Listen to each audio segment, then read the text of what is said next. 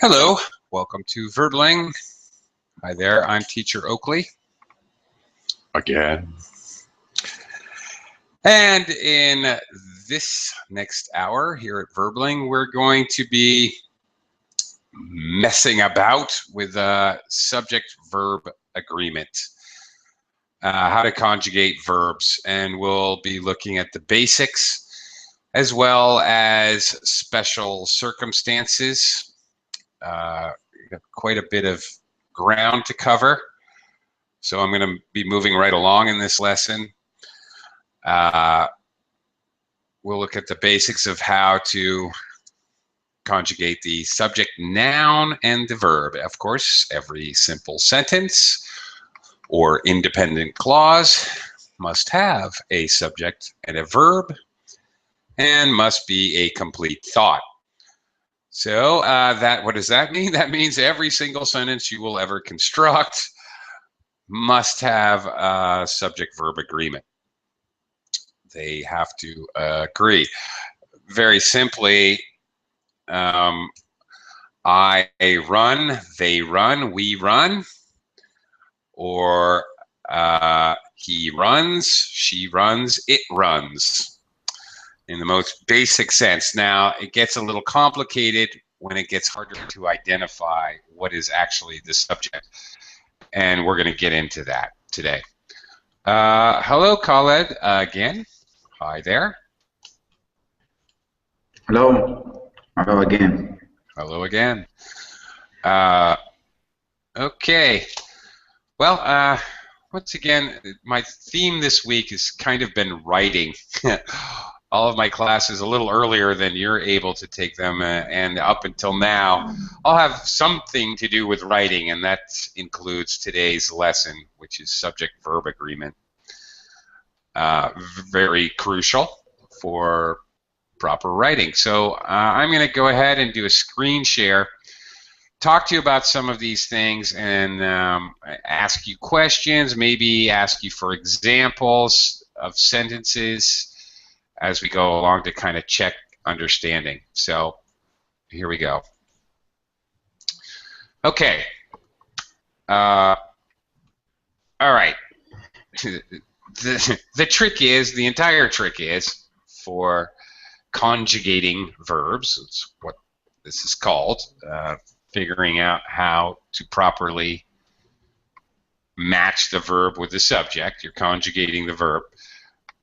The whole secret relies in finding, identifying the subject and the main verb.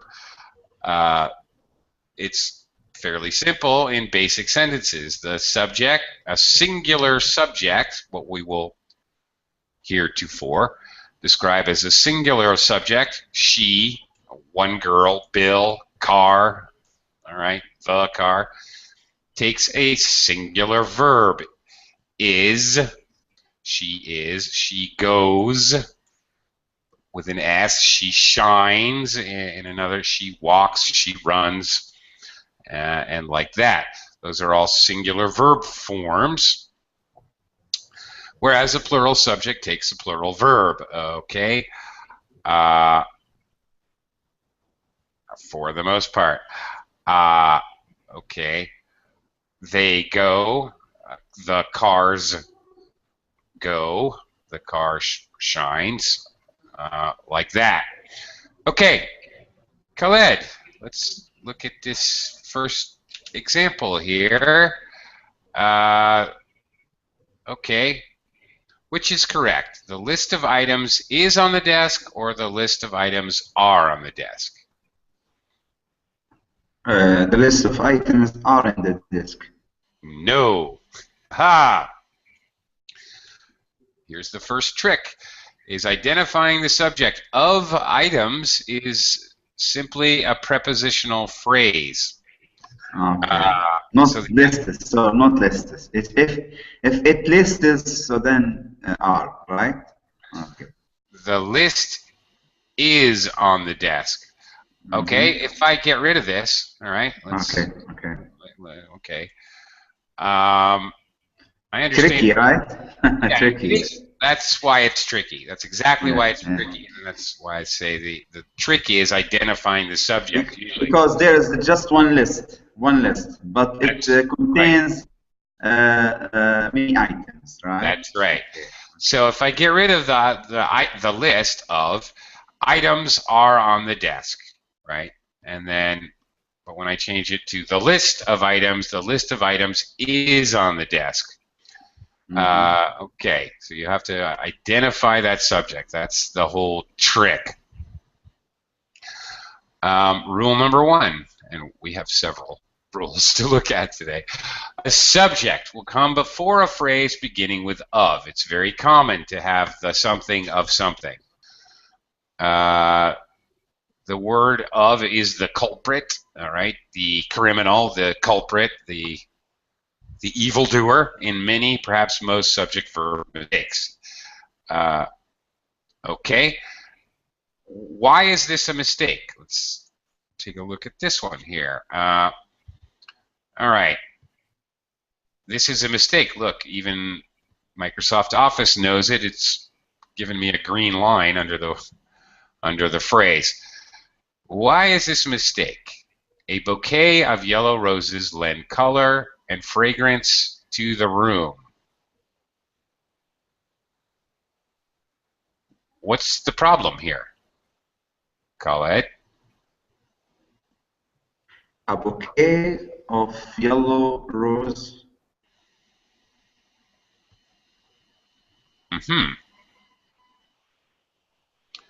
This is incorrect.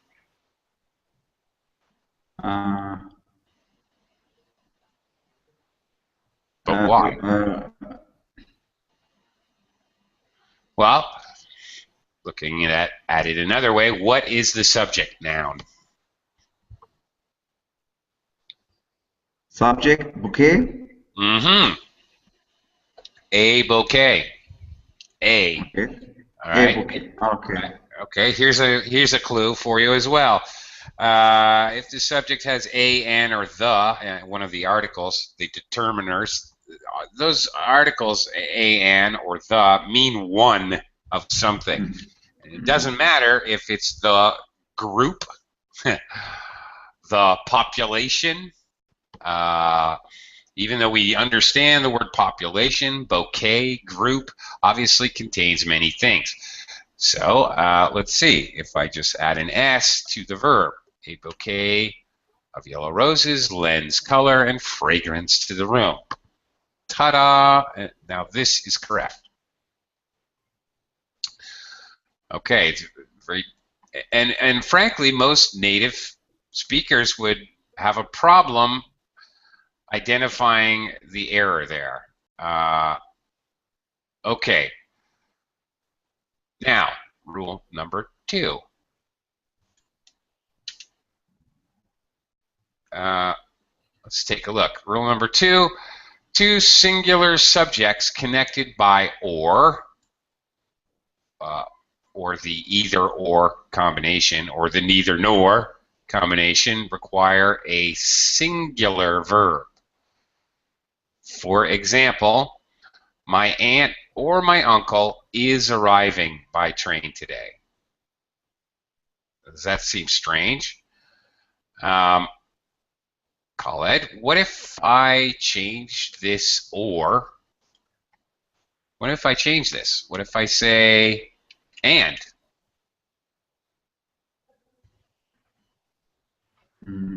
What do I have to do to make this correct? Are. That's right. Very good. I would have to change this to my aunt and my uncle are arriving, because instead we have or. Okay, that means not both of them, not 2, yes, but only one of them. Yes, right. One of them. Yeah. It's singular, not plural, this one. But that's right. Both of them, so that's why are. That's correct. Exactly. All right. And then we have the neither nor or either or combinations. Neither nor means one of them, so neither Juan nor Carmen is available. Okay, not one of them.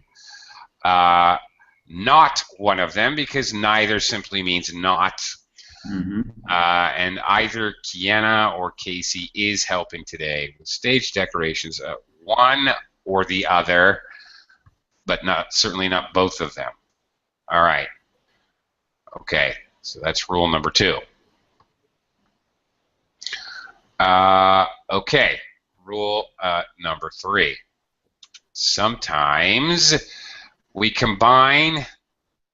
Okay, these are pretty easy because aunt's one thing or uncle's one thing.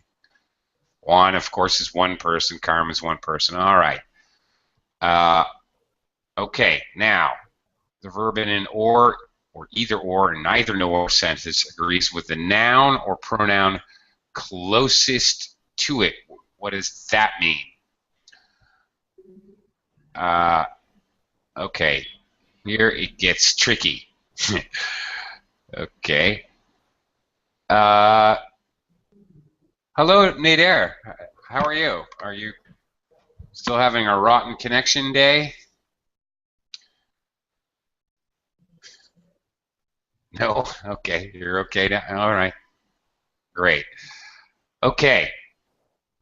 Now, okay, in rule number 2, we looked at 2 singular things connected with or the either or, neither nor. Now, the problem is our two subjects, one of them is singular and one of them is plural. So look what happens here.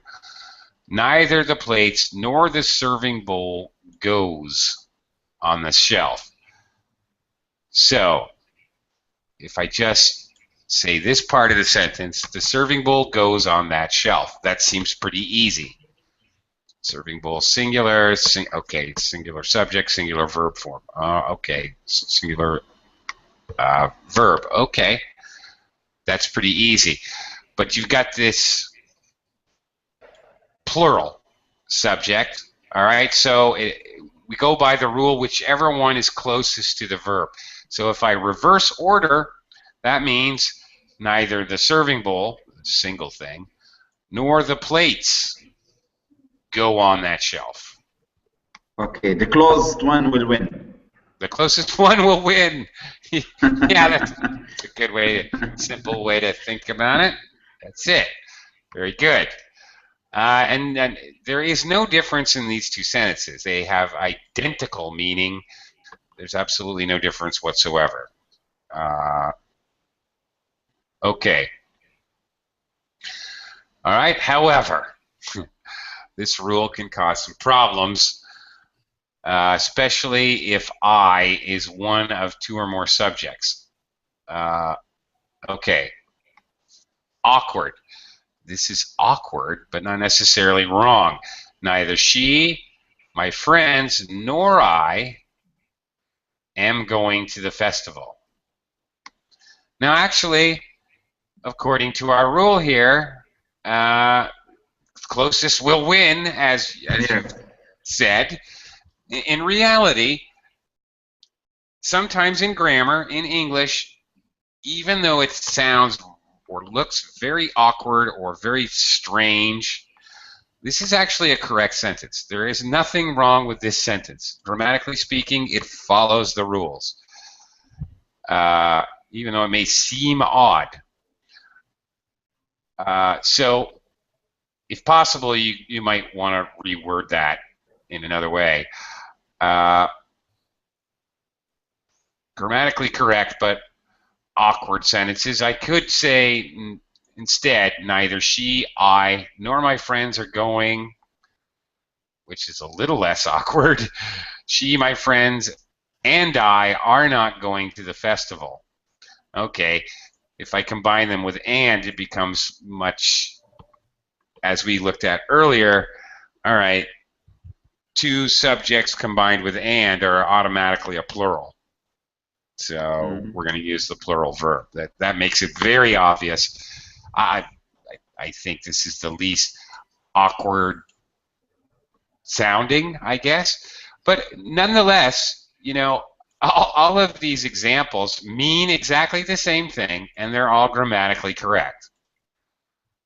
They just, some of them sound better than others, and or read better if you're writing. It might read better to rephrase things in another way. None of them change the meaning, and they're all perfectly grammatically correct. There's no problem there. Okay.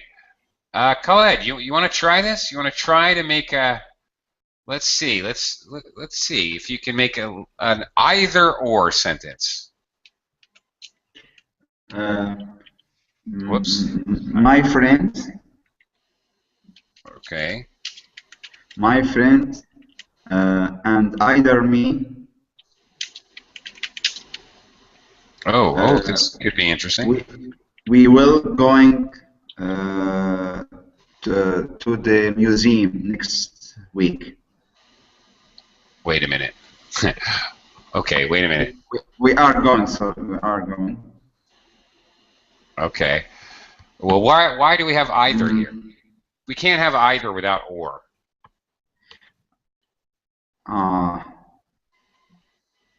Okay, we can. My friend and me. Okay. And I and. Well, my friends and I. And I, yeah. Okay. Well then. Are going museum. Okay, that's fine. Now, but what if we change this to period? What if we change this to either my friends or I? Or I. Okay, either my friends or I is going. I is going. Okay. Yeah. Yeah. I am going. Yeah. Or I. Okay. I think he said it. Or I. am going. I am going to the museum. Yeah. Okay. Now. Okay. I tricked you a little bit. Okay. Because you're using. Okay. I am going. All right. Now, because this is a plan, there's actually sometimes that we have other alternatives that we could use. For example, I could do something like this to make it less awkward. Either my friends or I will go. Yeah, will go. That's why, because it's for future. Right, because it's in the future. It's a future plan. Okay, it's a future thing. Right, and then I can avoid that confusing usage of the verb to be, which, right, makes it much easier. We'll go to the museum. There you go. If it sounds weird when here's a rule in writing. If you read it to yourself, and part of your proofreading when you're checking your writing, and you should proofread everything you write, a business letter, anything, a text message to your friend, who cares? So maybe not everything you write, but anything with any importance at all that you write, you should read it to yourself, and read it like to yourself, but read it like it would sound. If it sounds weird, this is very much a rule of thumb. It may still be grammatically correct, but if it sounds weird, it's going to read weird, and you should probably attempt to change it if you can. Kind of play around and see what. Okay. These two sentences mean the same thing. It's just the first one's a lot more awkward. It seems weird. It reads weird. Okay. General rule. Number 4. As a general rule, use a plural verb with 2 or more subjects when they are connected by and. Okay. Well, that's very easy. We've already kind of covered this. A car and a bike are my means of transportation. All right, we already talked about this. Using and, we use are. But, oh, don't you love English? Don't you love the buts? But, note these exceptions. Okay, there are weird exceptions when we consider. But to bring exceptions, right? Yeah, exactly.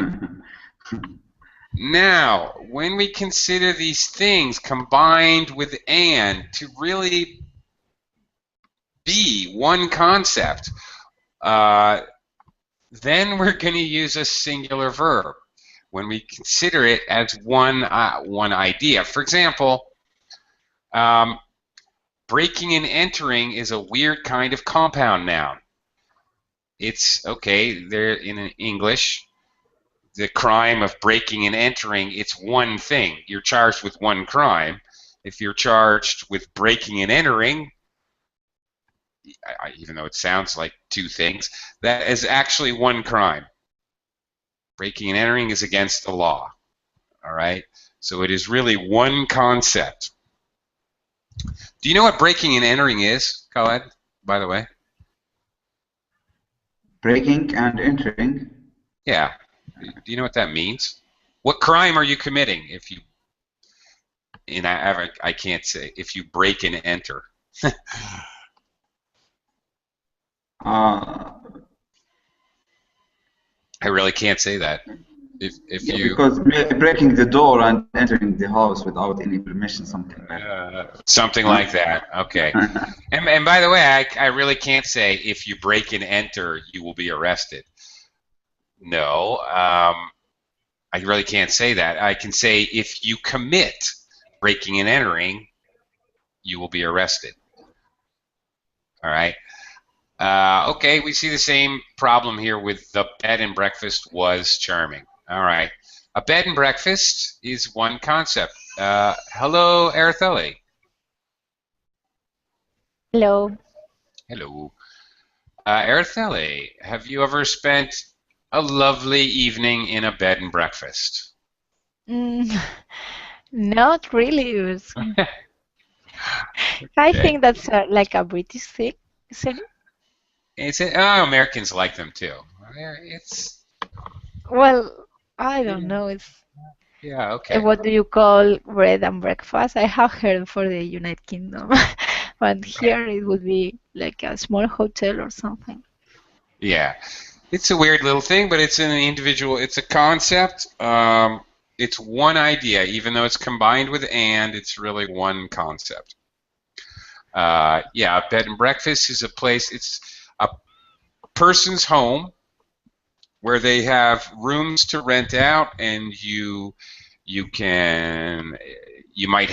may or may not have community bathrooms. You most likely will have a community living room or lounge area, and you have breakfast all together in the morning. And there's usually a big table, and yeah, it's quite lovely. A B&B, yeah, quite true. Mm-hmm. Commonly referred to as a B&B. Yeah, commonly referred to as a B&B, right.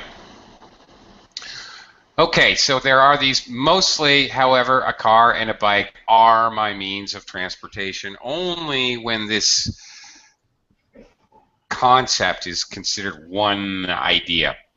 All right, continuing, onward.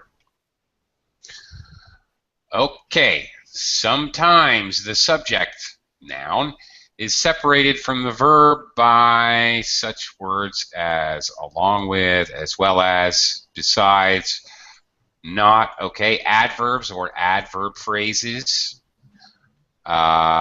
These words and phrases are not part of the subject, of course. All right, so they should not affect, ignore them and use a singular verb when the subject is singular and a plural when it's plural. So they should not affect the use, the subject-verb conjugation. For example, the politician, along with the newsman, is expected shortly. Okay. We're looking at this a while earlier today. We're looking at complex sentences, and here's some examples. When you have these, basically what you're looking at here is an independent clause, a sentence. The politician is expected shortly. All right, an independent sentence which encloses or surrounds a dependent clause, which is here. All right, so really you can, as far as subject-verb agreement, you can strip this middle section, this middle clause, right out. This is a complex sentence. You can just get rid of that. It's a dependent clause.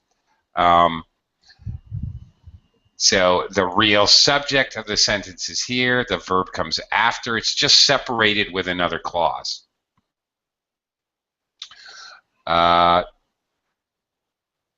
Okay.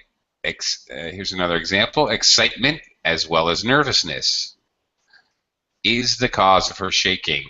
Excitement is the cause of her shaking is the independent clause or the simple sentence in this sentence. Okay, so it does not affect the subject. Okay, one of these relative clauses stuck after the subject. This is very, very typical. Does not affect whatsoever the verb conjugation. Okay. All right. Well, we try. Well, let's give this a. There's not many people in class. We can do more practice today. Sorry, Oakley. If we use excitement and nervousness are the cause of her shaking, right? Shaking. If we use and. Okay. If you use okay. Remove as well as. I mean, we replaced by and. Yeah, I would also have to get rid of the commas. Excitement and nervousness. I don't need the commas anymore either. Yes. Excitement and nervousness. Now, what do I have to do, Colette? Are. Are the cause of her shaking. Yeah, that's it. You're totally correct. So if you reform the sentence, you're absolutely correct. You could do that. Yep. And if you think it helps with making it clear, generally speaking, I would say then do it that way. Whatever's clearer is usually the best way to do it. Okay. All right. Actually, all right. Well, we're going to move on. Rule number 6 was, okay, here we go. Words that indicate portions or quantity of something, quantifiers, a lot, a majority, some, all. Okay, there's a bunch of these. Rule 1, given earlier, is reversed. Well, okay, and we are guided by the noun after of. What do we, rule 1, way back up here, if you remember. A subject will come before a phrase beginning with of. Okay, that's true. Again, isn't English fun? Unless. Okay, it's not really unless. The thing is, this quantifier is coming first in the sentence, and then we're using it in conjunction with the preposition of to introduce what's really the subject. If the noun after of is a singular, use a singular verb. If it's a plural, use a plural. Now, okay, let's look at examples to see how this works. Okay. This can be very confusing. You have to get used to this idea. Now, a lot of the pie has disappeared. Pie, singular. I use a singular verb, has. However, I can just as correctly say a lot of the pies have disappeared. In this case, we're not counting a lot, the quantifier. We're not counting this as an actual subject noun, not really. Okay, it is, but it isn't. It's kind of hard to describe. Really, the whole thing in its entirety, you would consider the subject noun. A lot of the pie. Okay, so when we use these quantifiers, it can be very confusing. A third of the city is unemployed. A third of the people plural, are unemployed. Same with all, same thing. All of the pie is gone. All of the pies are gone. Some of the pie is missing. Some of the pies are missing. And of course, this changes the meaning dramatically. All right, you're talking about a portion of the pie or many of the pies. Obviously, that changes things around a lot. Let's see if we can think of some other ones. Did they give us other ones? A majority, some, a lot, a few, most of the well, let's pie, try it. same. Yeah, Most of the pie is gone. Okay, let's try it out. That's what I wanted you to do, is test out some other ones, see if it still works. Most of the pie is gone. Yep, that would seem to work. Of course, I can't say most of the pies. Yes, I can. Most of the pies are gone. Sure, of course I can. Sure I can. I can, yeah. So write it and read it. Yeah. Yeah, okay. Most of the pies are gone. Yeah, of course I can say that. How about, okay. Sometimes you can't, because there are certain rules about quantifiers, all right, that can or cannot be used with countable or uncountable nouns.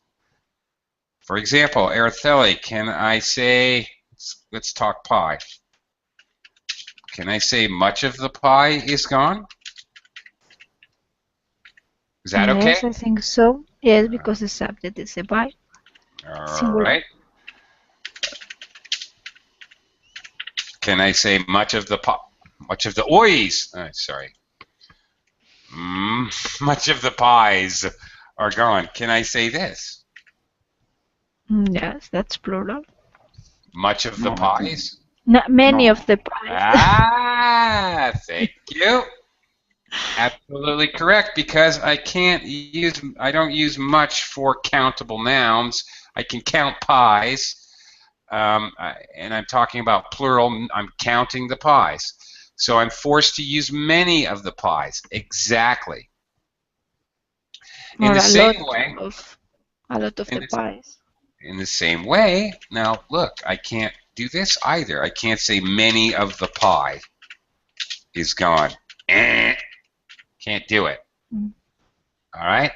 So in some cases, I have to change the quantifier itself, depending on whether I'm using a plural or singular. This last one is wrong. Okay. Araceli, can you think of another one? A quantifier that we could use, play around with? Several of the pies are gone. Okay. All right. Several of the pies. Is several of the pies correct, or we have to say several pies? You can say it either way. Either way is perfectly correct, actually. Several of the pies are gone. Why would you say it different ways? Several pies are gone. Very straightforward and simple. Several of the pies are gone. I think, just for me, it adds a little bit of emphasis. I think it just adds a little bit of emphasis to it, and possibly a little bit of a slightly time factor. Several pies are gone. I'm just saying right now I observe Several pies are gone. Maybe they're supposed to be gone. If I say several of the pies are gone, there's sort of an indication that it wasn't like that before, and maybe this is not a good thing. And of course, obviously, again, I can't say several of the pie is gone. Doesn't make. It's again same thing like many. It can't be used. A part of the pie. A part of the pie, a piece of the pie. Well, we usually say a piece when we're talking about the pie. Same thing. The other way around, I can say a piece of the pie is gone, but I can't say a piece of the pies is gone. I can say pieces of the pie. Ah, what happens if I do that? Ooh, this is okay. Things get interesting. Whoops. Are gone. Pieces of the pie are now. All right. Using Here the pieces. subject is pieces. There you go. It's not really a quantifier. Okay, it's an actual noun. Pieces, right? Many is not a noun. I can't look at something and say that's many. I mean, it's not a physical thing. A piece can be a physical thing, right? So it's really a noun. Even though we're using it to quantify an uncountable noun. But if you use a part, maybe with another example, a part of the population believes, blah, blah, blah, believe. That would be plural.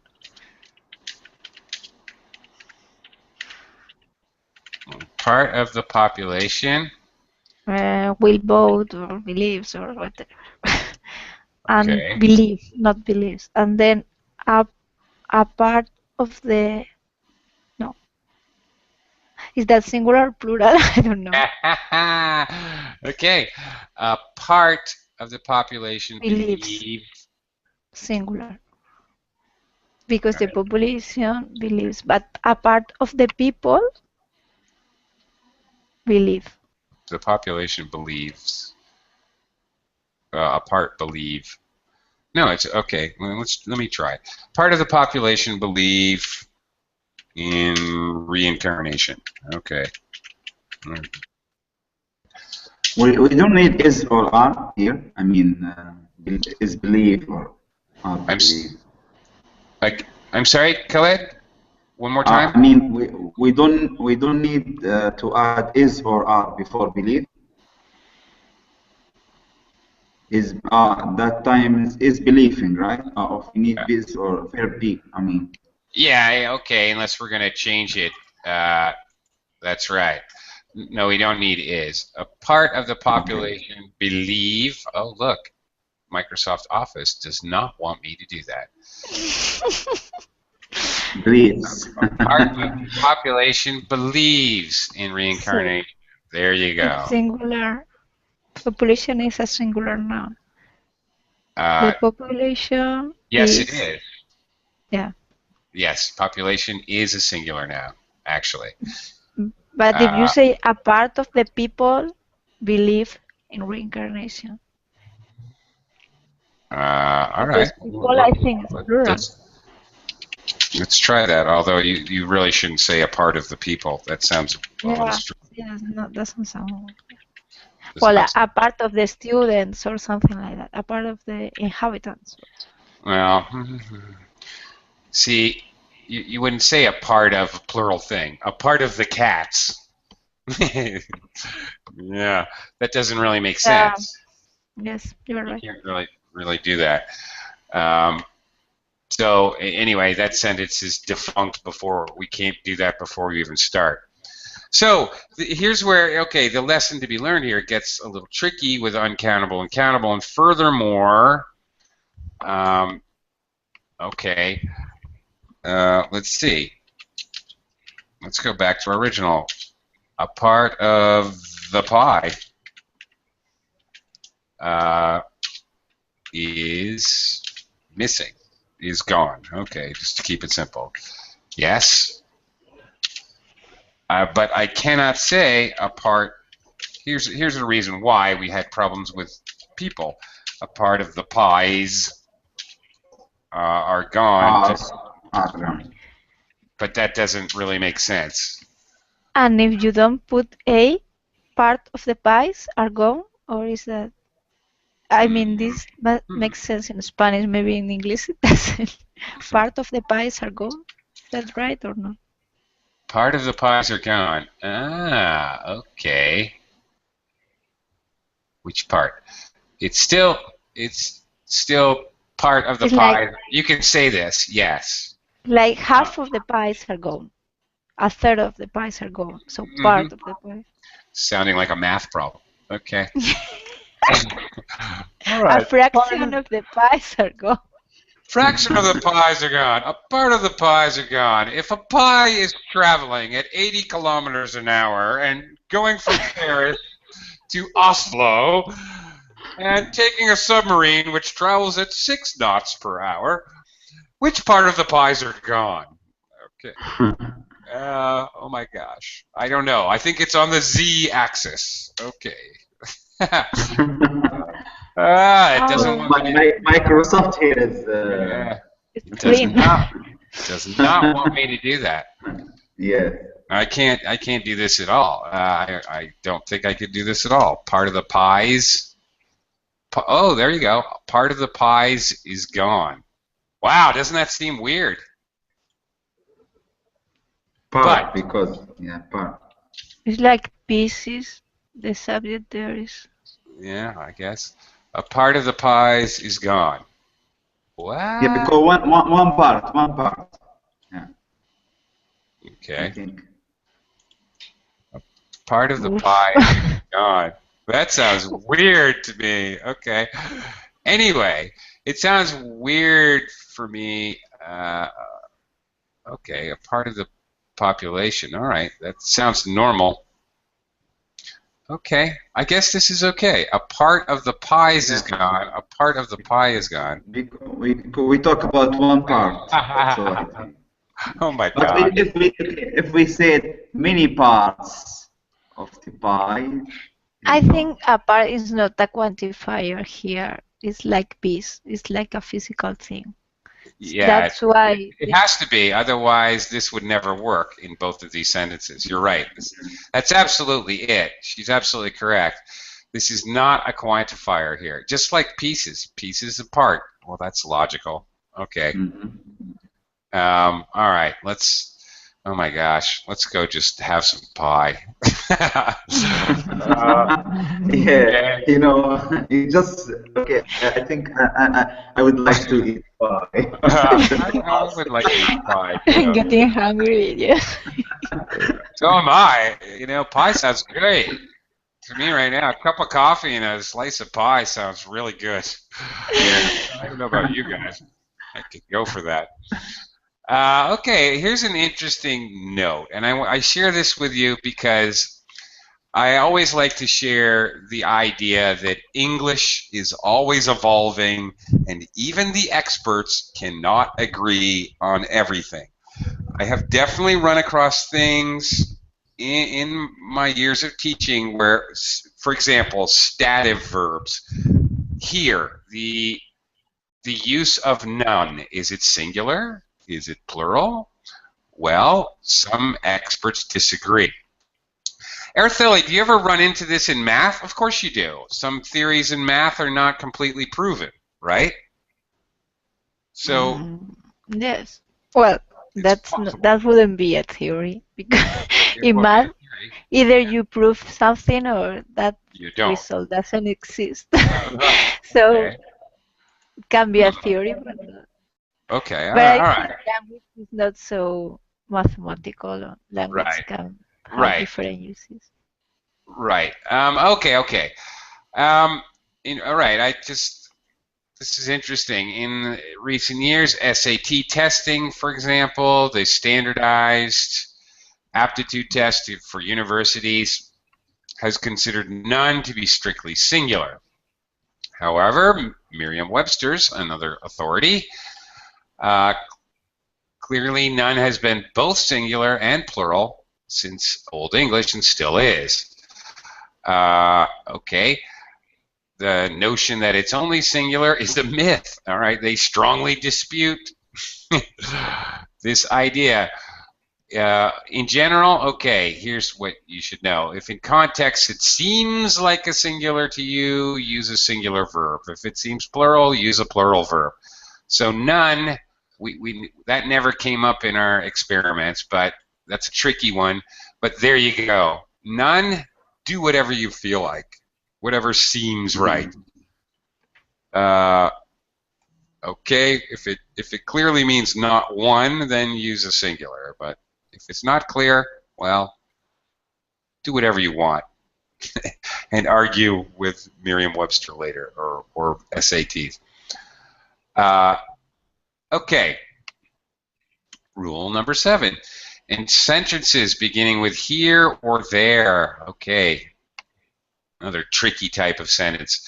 The true subject follows the verb. Now, this is very important, even for understanding sentences with there. Okay. For example, there are, the verb comes after here and there, 4 hurdles to jump. Okay. 4 hurdles are, right? Plural, plural subject, plural verb. Okay. There is a high hurdle to jump. A high hurdle is. All right. That's how that works. Yeah, that's right. Here are the keys. Okay. Araceli, do you have some kind of a crazy sentence or something? Yes. Here it comes. So Here the it comes. subject is it. No? Okay. Subject is it. Here it comes. I think Here it's an it comes. inversion, maybe. Here So it comes. It comes. No, that's right. Here Or it comes. here, Oh, okay. I see what you're saying. All right. Not the same structure and this the example. Right. Here it I comes. think here we can also we can use here we come with another difficult root. Okay. Here we come. Yeah, here they come. Yeah, we can go on forever with that. Here she comes. Here she comes. Yeah, okay. I can even sing it. All right. So I think this is, again, you've found another weird exception. Congratulations. Well, okay, and Araceli, all I can say about Araceli, there she goes. There she goes again, finding weird exceptions. Okay. Yeah, she is the subject there. Yeah. Yes, it is. Well, my goodness. Okay. Now, okay, what do we have that's different in our other examples here? Is that we're looking at pronouns. Okay. Can you even imagine putting any kind of pronouns? There are 4 hurdles to jump. There are 4. No. Okay. There is a high hurdle. There is it to jump. It just doesn't make sense. I think the rule here that you've discovered is that when it's a pronoun, you can follow there and here with a pronoun. I think that's what. Yes, I think the subject is the pronoun there. Yeah. Also, the sentence starts with here or there. I can't say. Here the rhino comes. No, here comes the rhino. Okay. Here is there a part of the verb, so comes here. It's an inversion, I think.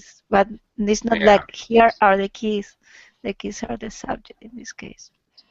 Yes. And here is like. Here the keys are. Oh, it's an inversion. Oh, look, here the keys are. Here the keys are. Okay, yeah. Here they are. Here they are. Very common. Where are the keys? Here are the keys. Here they are. I think in general what you're looking at is the pronoun there. Oh, okay. Be careful of. All right. Well, here's another note that's worth checking out before we run out of time. The word theirs with the apostrophe s with a hyphen. A contraction of there is leads to bad habits in informal sentences like there's a lot of people here today. There is a lot of people. Okay, should actually, of course, be there are a lot of people. All right, this is what we were looking at earlier with our quantifiers. Okay, we're combining there and a quantifier, making things even more complicated. All right, so we've got to look at people as the subject, and the verb is over here, contracted with there. So this, you can't say there's a lot of people here today. I have to say there are a lot of people here today. Yeah. Okay. All right, here's another weird rule. Use a singular verb with distances, periods of time, sums of money when considered as one. Okay, you just got to wrap your head around this idea. In English, even though it's got a big number attached to it, doesn't mean it's many things. It's considered one unit. So, for example, 3 miles is too far to walk. All right? It would sound weird to me, frankly, if someone said 3 miles are too far to walk. Then I have to think of 3 individual units of a mile. But I'm not walking 3 individual units of a mile. I'm walking 3 miles. That's it. Okay, so it's really considered as one unit. So maybe we can use the last 10 years of this century is the best of the century or something. Best years in the century. Okay. What? Give me that again. The last 10 years. What? The last 10 years? Yes. Of this century. Is the best. It's the best, maybe. It's the best, yeah. Well, of this century we're in, or last century? No. I'm talking about this century. I mean, the last 10 years of this century. Okay. Of this century, okay. This or that, okay, the same. Of this century. Okay, yeah. The last 10 years of the century is. Well, the last 10 years make sure that we have to use past tense, right?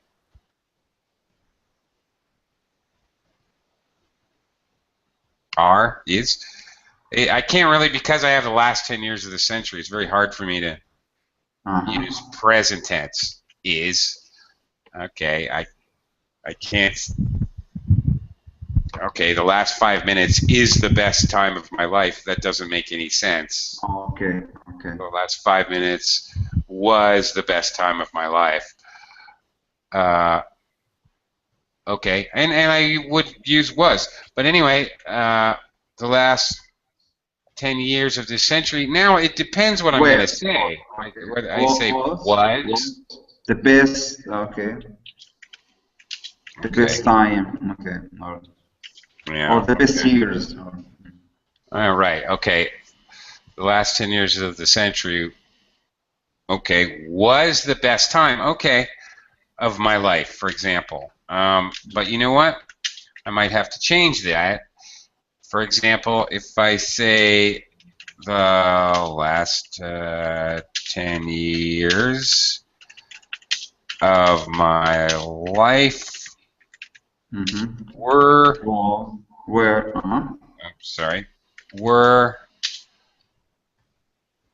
the best years ever.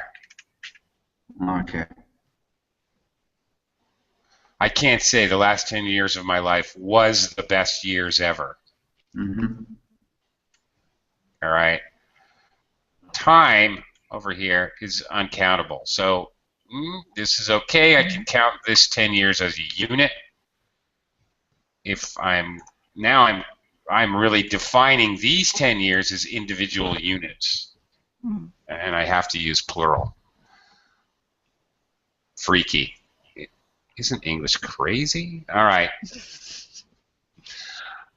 So there you go. Like this sentence, $10, i.e., meaning dollar bills, were scattered on the floor. Okay.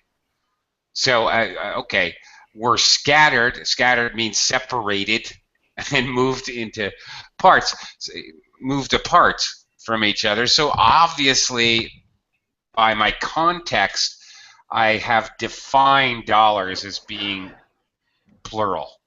Same thing here. I think, sorry, teacher, but I remember what Nicholas said to his son. It's not it's not your years on your life that count. It is the life of your years, or something like this. I can't remember, but it's. Okay. I think it's not the years. It's not the years of your life that counts, but the life of your years. Yes, life of your years. That's right. Yeah. Yeah, okay, I've heard that before. Yeah. It is not the years. Because we're talking about the time and the life. That's why I'd like to mention it here. Yes. Okay. I put it to my son in the kitchen. I add this paragraph to him. Okay. Now, rule number 9. We only got a couple minutes, but I want to confuse you just before I leave. Sorry to interrupt you. Sorry. No, it's quite all right. It's quite all right. Some collective nouns, a collection of things as a unit, family, a couple, staff, audience, may take a singular or a plural. The staff is in a meeting. Okay, they're acting as a unit. And I got to say here that there's a difference in British and American English. Americans tend to say the staff is in a meeting. Sounds perfectly normal to me, but actually I hear Brits say more often when they're talking about a collective noun, they may say, for example, the staff are in a meeting, or how are your family? I've had many of my British friends will say that to me. They know I have a family. How are your family? I always pause because it sounds weird to me, because Americans more often than not use a collective noun as a singular. I would say, how is your family? Yes, because one family. It's a unit. It's one thing. Unit, yes. Yeah. So I think there's a bit of a British-American difference in the way that we attack these collective nouns, quite honestly. And I think Americans tend to view it as one unit. We tend to use a singular verb. Okay. In this case, though, I can understand this. The couple disagree about disciplining their child. All right, the couple disagrees. Okay. In this case, the couple refers to two people who are acting as individuals. So the couple disagree. The couple disagrees. If they're acting as a unit, the couple disagrees with the hotel policy. All right, they both are together acting as a unit. So, okay, I can understand what they're saying here. There are cases where the context, is it acting as a unit or are they acting as separate entities, separate persons or beings. I can understand this with the couple. This is a good example. All right, the couple disagree. They're disagreeing with each other, so there's two people. Whereas the couple disagrees with the new policy. Yeah, because I agree that because the couple here disagree, right? Yeah, because everyone has an individual idea about or their his opinion. Yeah. Right, right. Right. Okay. Well, I hope I haven't confused you too much. And